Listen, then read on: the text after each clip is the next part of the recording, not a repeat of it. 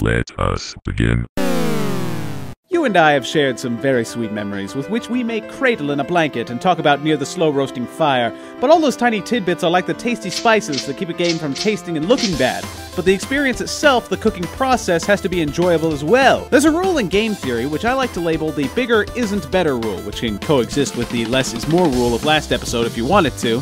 I don't know, I just like a sense of uniformity. In that each item in a game needs to be just as important as the last. Otherwise, chaos shall consume the game like thousands of tiny, upset carnivorous pears swarming the screen. What I mean by this is to make sure all elements of a game are equally balanced. Every part of the game needs to be just as important to master as the last. This gives the player a sense that they're succeeding and mastering the game. Roll with me here while I inspect one game this time and don't balance two of them. Whoa, innovation or maybe stagnation! Let's look at Team Fortress 2, the free PC game from Valve. This first-person shooter is the standard capture the flag / capture the point / escort the bomb shooter game, but the reason it's gotten so popular is in how well the game pulls off the team shooter genre. Every player in the game is important. The sniper picks off faraway opponents and gives cover fire, the pyro ambushes the enemy and sets them ablaze. The engineer needs to build helpful equipment for his team, while the medic needs to know when to heal and when to fight. A team of 12 snipers will not win the game. Heck, a team of 12 heavies won't even win. A team of pyros might win, admittedly. But what I'm hinting at is everything is important. Everything has its role, and you need to be familiar with it all.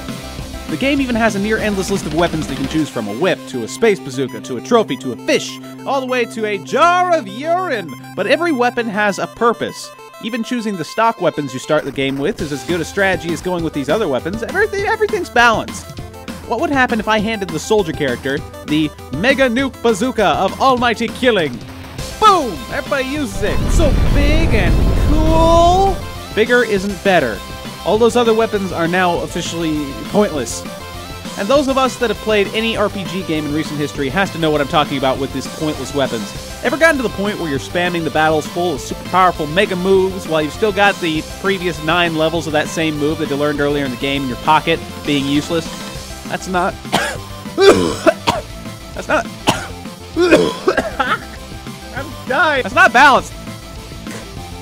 Don't give the player some super balanced breaking weapon. If you do, don't make it till after their final boss, if there is one, is beaten. Because I've seen too many games where I'm given the super omega weapon and none of the previously learned game mechanics matter. I felt cheated. Every part of the game should matter. I'm done. Sayonara.